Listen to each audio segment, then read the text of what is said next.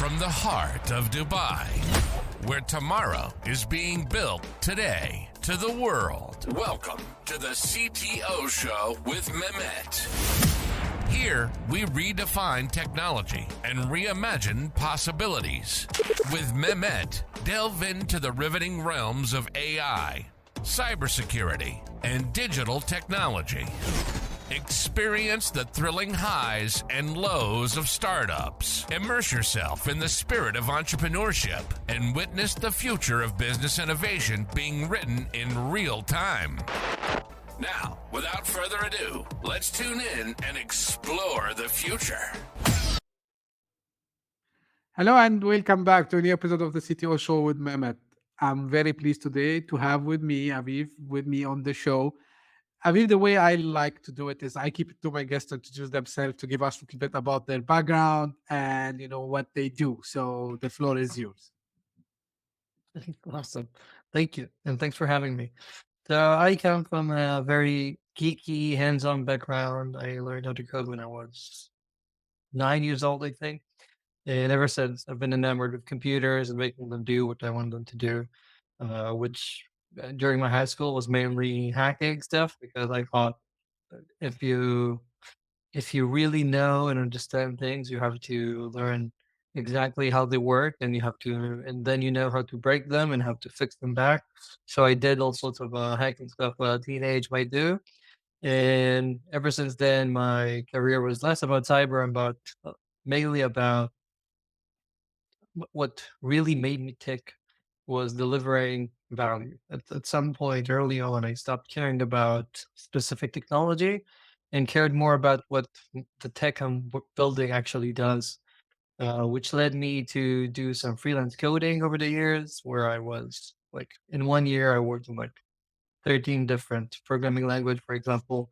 Um, I did CTO as a service for a while, and for the past few years, I'm mainly advising tech executives about how to create teams that triple impact per engineer, teams that are career highlights. And that's like my passion. I created a role around me really caring about creating teams where the CTO isn't the geek responsible of making people type on the keyboard faster, but people who are proud of leading teams who achieve amazing stuff. That's my passion and my mission.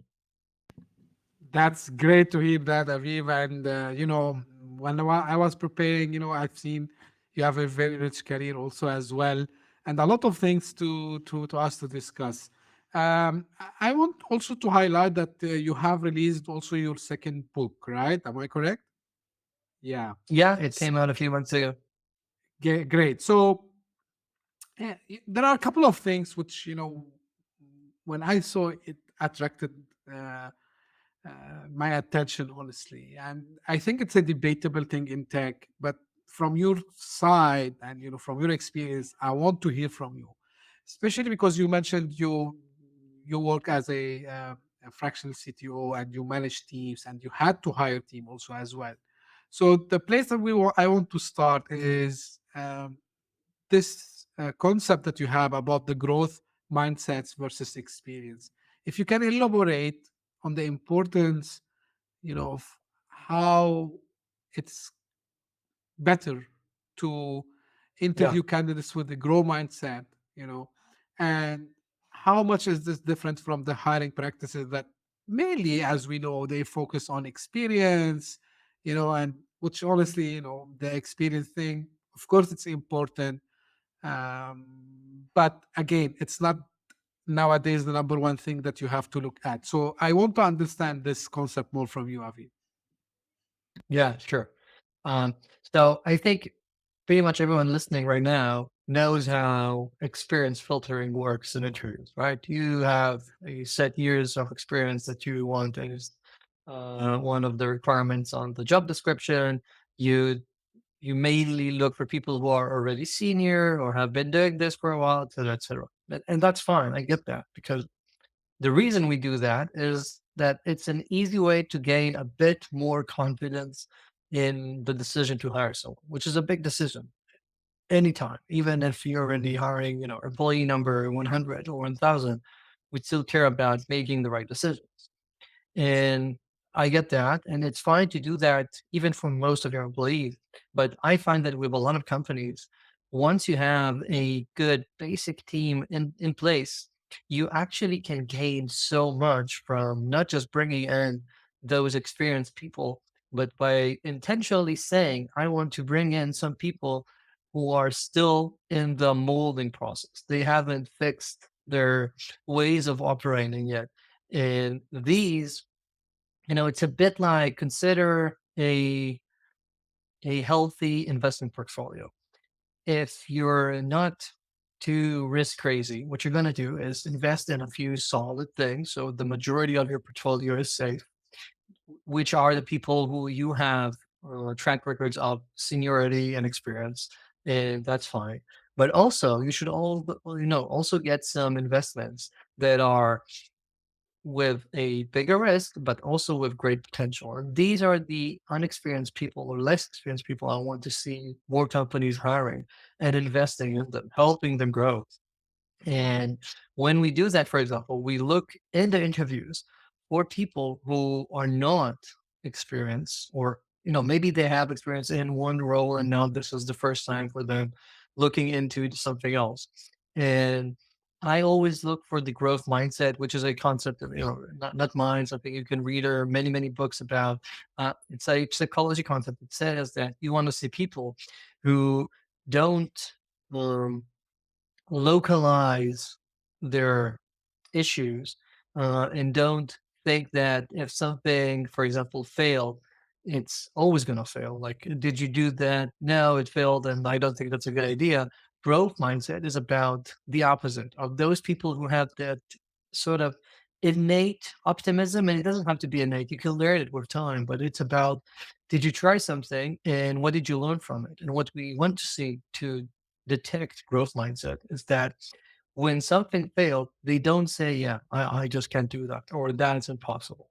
Or we want to see those people who believe that maybe, even though it failed, maybe there's still a way to get it done.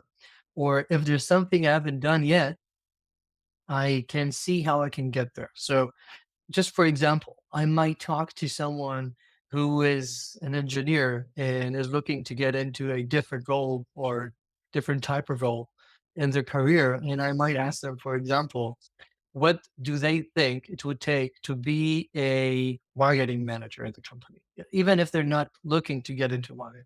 And the reason I ask that is that I want to see if they can imagine themselves turning into managers in in an area that's completely foreign to them. And I want to see if they can even imagine it and how they would approach it. And if they can see themselves doing that, then I know that they probably have a better growth mindset than many people.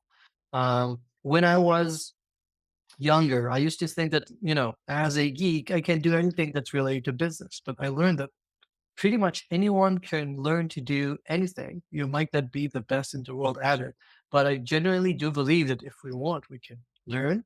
And then, given our growth mindset, we can really become good at so many different things. That's how you see, by the way, lately, a lot of people who are technical, who are CTOs, who turned into CEOs, for example. And this is something that is possible once you have this growth mindset and you stop pigeonholing yourself to a very strict path. And this is something that's amazing because if you bring a few juniors who have this growth mindset, you're getting people who are usually cheaper, usually very energetic and motivated. And you can also help in their molding. So they don't have to become accustomed to how you do things, but they actually grow in your company. And the way you do things is the natural way for them. So they become amazingly effective. And yes, it's a bet because you have to work on it. But if you do it successfully, these tend to compound with time and you get more and more of these successes. And I feel like it's like magic. In a company that has more than a dozen or so people who are senior, starting to bring on these people every once in a while can do wonders and really make the team more agile, more fresh, and maintain a beginner's mindset. And this is like magic for some companies who feel like that they are growing and becoming, heavier. Let's put it that way, when like the big tech sort of teams I sometimes see. Absolutely. And actually, one of my guests that I interviewed, he mentioned in his book something very similar, that after the team grew over certain number of people who can handle, at least, there are some senior people there. So, Zach Redner, the CTO of Yambo, and I'm say hi to him Mhm. from this episode. So he mentioned in the book that he wrote, Growing Fast, about how he hired someone even from non-technical background to be into a software engineer, just because he saw exactly what you mentioned. He saw this you know The let's spark. say, not only the spark, like he said, like this is someone I know that they would do whatever it takes to prove themselves that yes, I can do this. They, even if they do something wrong, they know, okay, it's about the growth mindset that you talked about, Aviv. And it's all, the growth mindset Mhm. is all about, yeah, it's you say, for example, I can't do it yet, right? I failed here, Yeah. but I learned from my mistake. I will not repeat it again. So this is, of course, as you said, there are a lot of books, resources about the growth mindset, but it resonated, what you mentioned now with that real life example, I would say. Now, one of the other things which also attracted me, although by the way, just for the sake of transparency, I never work as a CTO. I work with CTOs, and I was in the technology department, I would say. So more or less, I know how CTOs, CIOs they think, but especially because Mhm. I know this is related to tech companies, and I've seen it all because I work also with tech companies, and we were used to see, uh, this story of every year they used to have one hackathon where they bring everyone to try to do the next big thing, and you advocate that in order to make innovation and creativity, you need to make this as a habit. So how is it? And someone might say, but Aviv, like we don't have time to always do these kinds of activities. Like we need the team to be focused on, this project. We have a big release coming out. We cannot do something like hackathon let's say every month.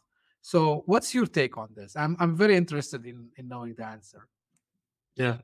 All right. So first of all, I think that hackathons are probably better than nothing. And most companies have a hackathon or two a year. But what they end up doing once you do these for a year or two is that they become cages of creativity. You're essentially telling your brilliant people that you spent so much effort and so much money bringing in, hiring, training, and telling them, hey, you can only be innovative, you can only be creative 1 day a year or 2 days a year. And I feel like that's just it makes no sense. And what I want to see is teams who bring in their creativity and novelty to the table every day. And it's hard to start with there because usually, as you said, everyone has a deadline and we need to get things out, we need to ship, we need to deliver. And how can you start taking all of these risks? And there's a bunch of stuff that I advise companies to do. And that I do with my clients to get creativity to the next stage. It starts usually with shifting from hackathons to I call these intermissions. So think about 3, 4 times a year. We take not a day, or usually hackathons are not usually. Some startups do it during the night, the evening, which I think is terrible. We don't do those. And instead we take 3 to 4 to 5 days 3 to 4 times a year where the entire team works together and they do this sort of an intermission, which is an innovation week. We work on things that we feel might work. You don't do, the chores and the tasks and the tech debt, etc., because that's not innovation. That's just a bunch of small tasks you want to get to. But you do things that are really innovative, as in they might not work. We might spend 3 days on this and realize this isn't useful. That's what innovation means, right? If it's guaranteed to work, it's not really innovative. It's not an experiment. It's just another task. And if it's just another task, you can ask your boss to prioritize it. We're talking about real experiments. Sometimes this is just pure tech. I want to play with the new API OpenAI created. Maybe we can do something interesting with that. And sometimes it's, for example, internal tooling. I saw so many companies where the engineers sat with someone from customer success or from marketing or from sales and created a small dashboard or a tool or some automation that made the lives of other people in the company better. So this is a week where we try to amass tech capital, be it new technological capabilities, be it tech tools that make other people in the company better, and not about creating more features for our end users. That's one. And a couple of more things that can help with making innovation more habitual is, first of all, being okay with some failures from time to time, as in, I don't want teams to feel like if I didn't deliver 100% of the plan every quarter, I'm failing. And I see some companies that have that as sort of a track record. We deliver 100% of the roadmap quarter after quarter. And some people think that's a good thing. I think that's a bad thing because it usually means that we are buffering ourselves too much, that we are way too much into the safe zone. We're not taking any risks. I want to see us embracing some risks so that people will be a bit more innovative. So if I have a new task and I think, you know, this might be a good opportunity to try that thing. I don't want people to do it every time because that's gonna too slow. But if we have a bit of a buffer here, then we can start playing around with things from time to time and tinker, and that's where you get real creativity. And lastly, I really do believe that engineers, as much as we love, ask any engineers, they would all say they don't want any meetings, they want to talk to anyone. Most of them will tell you, just give me perfect product specs so I can just do the feature and I don't have to talk to anyone, and that would be amazing. And I get that because we feel like we just want to be productive and crank out code. But I do believe that if we connect them to the business, and we can put any software engineer on like a spectrum. On one end, we have those who are very technical. I don't care what the code does. I don't care about the company. I just want to program in Rust. And on the other end of the spectrum, we have people who are product oriented, who would say, I'm willing to write assembly code on a mainframe because I care so much about what we are trying to achieve. And I'm always saying we need to push more people as a whole, not every single engineer, but more of them towards the product end of the spectrum. So they care about the impact and they don't try and create the perfect code, but they try to do things that actually reach some business results. And that's just a win-win-win for everyone around. But to get people more towards that end of the spectrum, what we need to do is actually have more friction or more vision for the engineers with the rest of the company and with the users. So, as much as I tend to try and minimize meetings, for example, I would still want to make sure the engineers see what the users are saying or sit in some user interviews or listen to a product or SIG every month or two. So I want them to really understand the product and understand the users and see what people are doing. And that's how you get those ideas for the intermissions, for example. So if I, as an engineer, understand what the marketing people are doing, I might have an idea for a marketing automation tool. And if I see what sales are doing, for example, I'll take a minute to tell you a real life story. I was working with a company that actually was working in real estate, a startup selling to real estate, and they were tracking down neighborhoods in big cities in the United States. And the engineer saw that the salespeople essentially just had a list of buildings and they would go building by building trying to sell their software. And one of the engineers said, give me 2 days and I'll try to do something. And he went off and created a small tool that basically took some open government data and open data from the internet and put all of that on a map. So they took everyone that they had under leads in the sales software, put it on a map and ranked it. So you can see where there are clusters, like neighborhoods, where more buildings are more likely to be the sort of client you're looking for. And all of a sudden, the salespeople, their heads like exploded because they can go to specific neighborhoods and actually in one day get a lot more done and get more deals closed than they used to before. And this is not something they even could have thought about. But just because that engineer had enough friction with the salespeople to understand what they were doing, he had that idea. And that's the sort of innovation I'm looking for, right? Not everyone has to be Bill Gates or Steve Jobs, but these things, small internal tools, can really add up to a bunch of superpowers for everyone in the company. And this is what we need to do and need to do more of.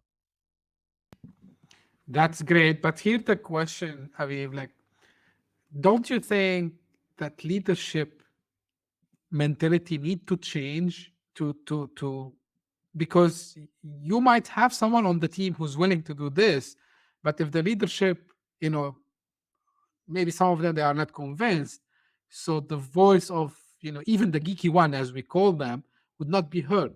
So how we can change actually the culture, let's say, to open the road for such, you know, you gave very nice example here, for someone even, you know, from a pure technical perspective, was able to understand the business requirement, and then he or she can go and they can do something about it and get solved. So how we can change the leadership mentality in your opinion?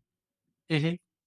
So this is actually something that I do a lot in my coaching one-on-one with people. When I work with CTOs or VPs of engineering, I help them what I call move upstream. I help them realize that they're not just the ones in charge of the geeks, but they are real executives in a company.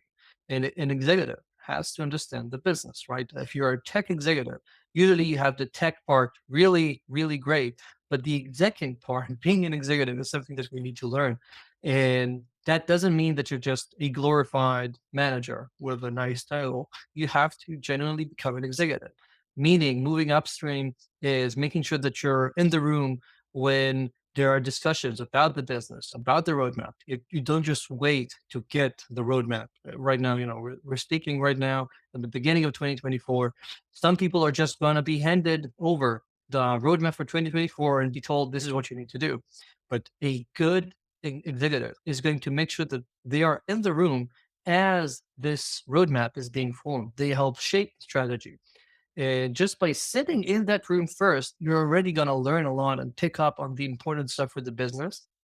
If you're going to speak up and ask questions, you're going to understand even more of that. And with time, if you're in the room and you're asking questions, you can also start making suggestions and shaping it. And this is something that I've seen people do with time, even if they're co-founders in a startup, but they're technical, all the way to people who are hired executives who never did any business work, but with time gained that confidence. And in the beginning of my second book, Capitalizing Your Technology, I talk about the importance of every company nowadays to realize that technology cannot be another tool. Technology needs to be something that's an integral part of your strategy. So you don't think about a strategy and then strap on the features you want your engineers to code, but you have to realize really what technology enables in your world and think about a strategy that encompasses that in a way that achieves maximal impact. And to do that properly, it means that you have to get your tech leaders involved in shaping the strategy. And if you have that understanding from the board and from the CEO that realizes we need to pull tech leaders into the discussion, and if you have the tech leaders realizing that they need to move upstream, not just be delivery executives trying to deliver what we're at, but actually take part in what's decided in the room up above. Once you have those two parts working together, then it clicks. But sometimes we have to work on one of these to make it work. Sometimes we have to work on both. But it is possible, and I've seen it a lot of times in many, many countries. Absolutely. I remember back in, I think it was 2008, 2009, when I started to say, guys, we need, you know, we need our, because I was a junior guy at that time, you know, and I'm saying, you know, we need the technology leaders to sit in the board actually.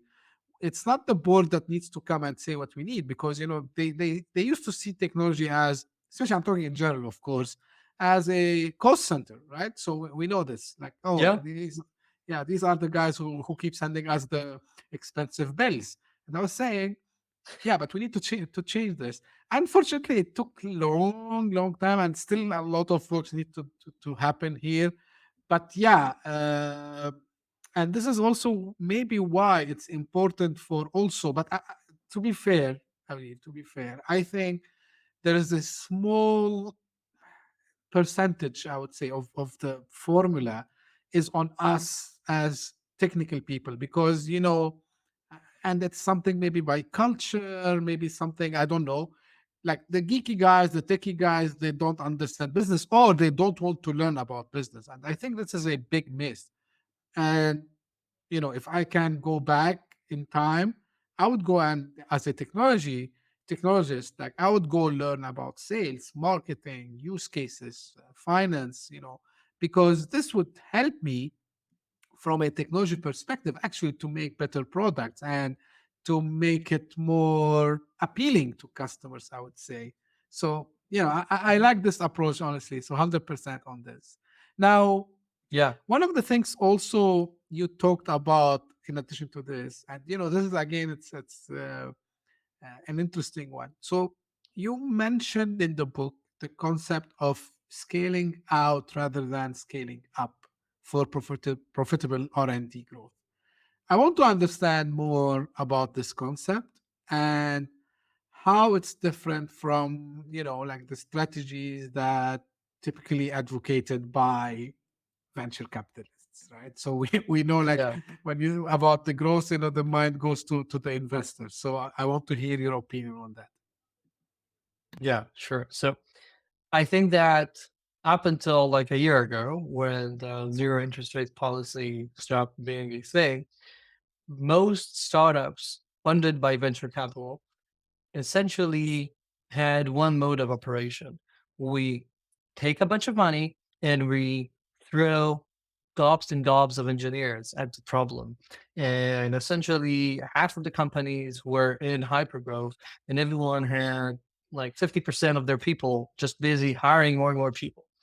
And that just doesn't make a lot of sense. This is like the scaling up sort of way where some people call their startups scale ups because they were just growing and growing. And that's, as we now see and has happened, that's a way to create profitable real businesses fast. That's a way of creating businesses that burn a lot of venture capital money fast.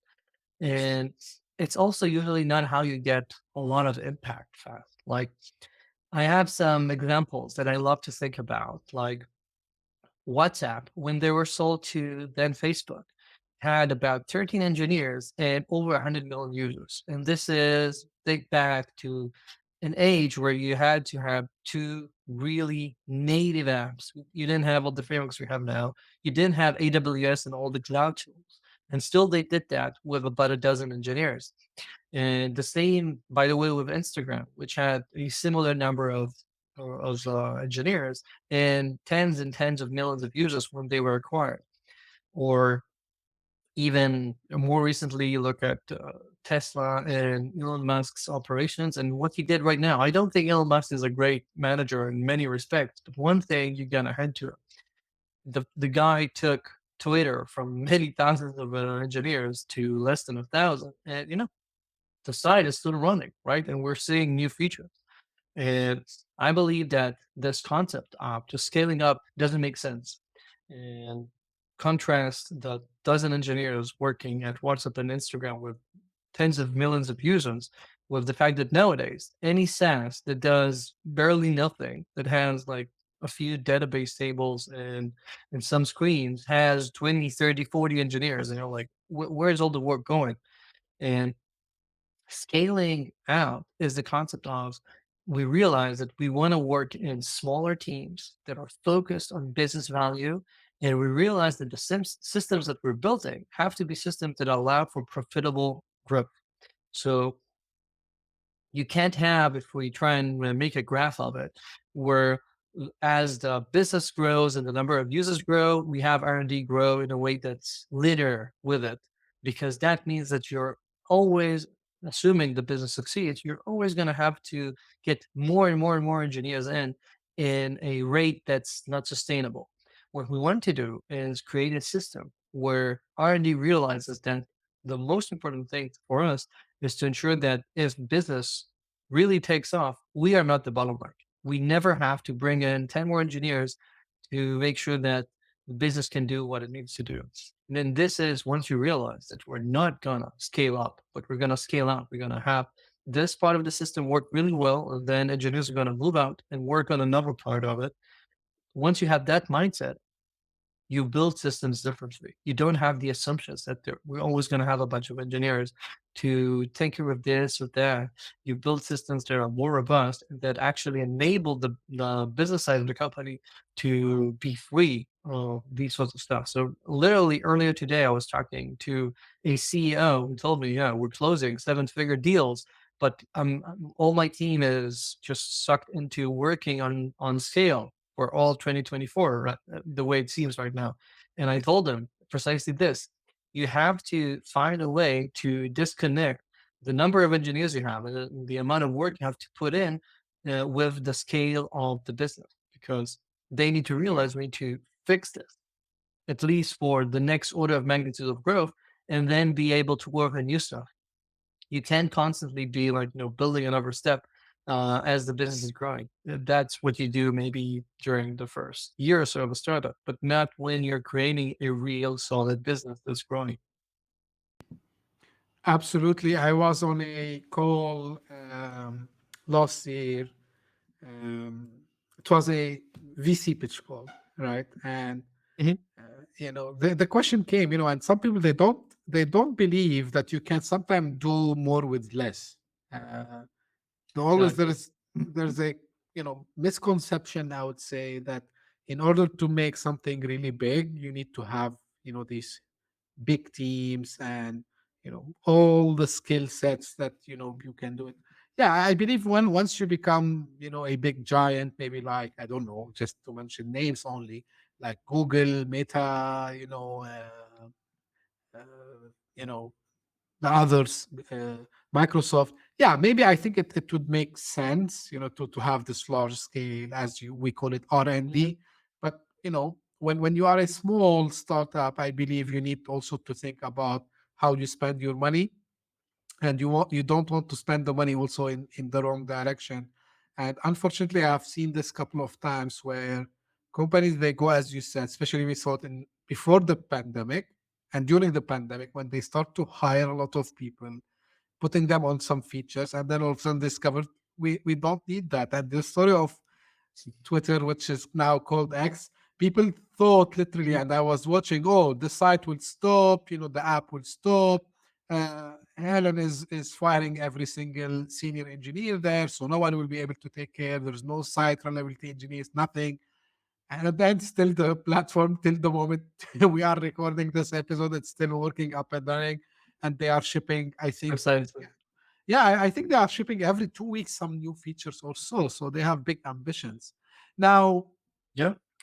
the question that also come to mind when it comes also to do some kind of balance, because we're talking about the balance, right? So how, from a CTO perspective, and maybe it's also I know in some places it's the same person, like the CPO or chief product officer. So how we can make a balance between, you know, a hype that is outside, right? Done by something like AI. You mentioned a couple of minutes back, Open AI, and someone saw an API, which is cool. They want to try it. So how we can balance to make sure that actually we are integrating the right technologies at the right moments. I think this is something we didn't discuss much before, and I don't see a lot of people talking about it. So what's your take on this, Avi? Yeah. So there are a few levels here of looking into new possible technology. First of all, there's like the smaller scale tech or the really, really bleeding edge stuff. So small scale as in I just as an engineer, I saw a new tool. I think it can save me some time. I think it can be nice. Um, in which cases I'm like, as an engineer, you should be able to make the case for why you think this makes sense. See, it's probably going to add X amount of hours or days to this big feature. And with product, your product counterpart have a real business discussion about what this might achieve and the cost of the extra time and get the time to do it. This is not easy, right? I'm saying something, it's simple, but it's not necessarily easy because it means that engineering and product need to be able to speak to one another in a way that's collaborative and not adversarial. That's not always easy. But once you have that, the small stuff takes care of themselves. Then we have the bleeding edge stuff that no one knows if it's even going to work. OpenAI has something new and it just might be useless or very hard or whatever. Usually I try to have those happen during the intermissions. As I said, we have like every 3 to 4 months. And during these, engineers can have these almost a week of working on something and showing at the end of it something real to the world. Not not like a demo that you have after less than a day, like we have in hackathons, but you have a small sprint working on it. And then you can show it to product. You can show it to your managers and say, here is what I did in a week. And I think this makes sense. Or realize it didn't work and start thinking of new ideas for the next intermission. And that's level 2. And level 3 is the level of the executive leadership, where we look at the next year or 2 or 3, and we're saying, technology-wise, what's probably gonna happen, and do we need to have dedicated teams working on this? Maybe it's a research team, maybe it's the development team doing it as part of the product development right now, but considering things. So a year ago, people probably didn't have AI on the roadmap. Now, after 2023 is done and we have so many tools, I'm guessing more companies have AI as a real part of the roadmap because they realize some use cases for them.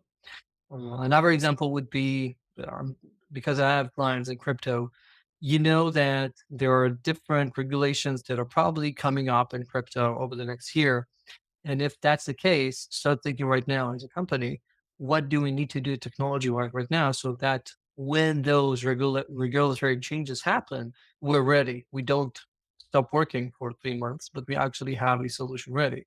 And that's like a tech decision based on your understanding of the strategy as a whole and of the market. So those are the level. The single engineer, the individual contributor talking about a small tool, the team thinking about an idea at the level of the intermission to check it out and see if it makes sense. And then if it works out, sell it to product, for example. And then at the higher levels where we're talking about big technological shifts, where we are very business and market and world driven and not working from the inside about the technology we already have. That's great. Now, as we are approaching the end, Aviv, what are your advices for someone who's interested to become in a leadership role like a CTO? So, anything from your experience, you can uh, give them a piece of advice. I would say, especially because things are changing very fast. So, what you can tell them? Yeah. If you're looking to get a tech leadership, tech executive role, I can say that, first of all, what CEOs and co-founders and startups are looking for is someone who is not just waiting to be told what to do, not someone who's going to be a great executor of ideas, but someone who seems to take the initiative. So right now in your current role, and when you're interviewing, come up with ideas, but even in your current role, start coming up to those above you. And instead of, putting something on their plate, just say, hey, we need to think about this, we need to think about that. Do the opposite. Find something that you see that is a problem. Have an idea for how you can try and fix it and come up to them and, take it off their plate or suggest you do it. Say, I know that this is an issue. I have an idea. Let me take care of it. I just need, 2 weeks, or I need that guy for a week, or, something like that. Once you take that initiative, you really, for, yourself, you get the experience of taking the lead, being a real leader, not just another manager. And you will have a track record of things that will really make it easier for you to sell your leadership to get the promotion or to get a new job as that role. And second, always, always, always think about the business. So right now, start talking to people in your company who are, in sales and marketing, customer success, really understand what they're doing, because I'm guessing you have the tech part nailed down. You don't need to be focusing too much on that. Yeah, AI changes. Okay, learn about that as you go along. But the thing you really need to do to get that next leap is open yourself up to the rest of the company, the rest of the world when it comes to business. And focusing on these two, like for your own personal growth in 2024, can really help enable you to become an effective tech executive. That's a great advice, and I think we've covered a lot and great insights you give us today, Aviv. Final thing, I ask my guest where people can find more about you and about the book. Yeah, sure. So I have a newsletter coming out for free every week at avivbenyosef.com. And on that website, you can also see my 2 books and links to my Twitter where I write something almost every day, etc. Oh, that's great. I will make sure that the links are in the show notes. Well, Aviv, like really, it was an amazing, I would say, discussion with you. Thank you for all the insights. It's like I felt it's a master class condensed in a very short time, but I think what you mentioned are key components for success for both startups and scale ups as well, and even for any technology company. Um, and also I liked the way, especially at the end when you mentioned about you need to hire someone who can know how to do, which is back to the first question we started with, to know Hmm. what they can do by themselves. And this reminds me of what Steve Jobs, when he said we hire smart people to tell us what we should do, not to tell them what to do, which is obviously is the best leadership ever that we've seen. Again, like, agree or disagree with the guy, same what we talked about Elon Musk. We can agree or disagree with these guys, but at the end of the day, Hmm. they are example of leadership in technology. Aviv, thank you again very much for being here today. And the way I end my episodes is I like to thank the audience for your feedbacks, for your uh, messages that you keep sending me. And we are in this new season in 2024, and we are going to see different topics coming. We'll talk today, for example, about mainly R&D and the CTO role, and how the team should be handled. And we're gonna have a lot of topics around technology, startups, and entrepreneurship. So keep tuned about this. If you are first time listening to us, you can subscribe whatever podcasting app you use, and please tell your friends and colleagues about it. And I hope you are enjoying the content. Thank you very much for tuning in. We will meet again very soon. Thank you. Bye bye. Hit that subscribe button, share the show with your tech savvy friends and fellow entrepreneurs, and leave us a review on your favorite podcast app. Your support means the world to us.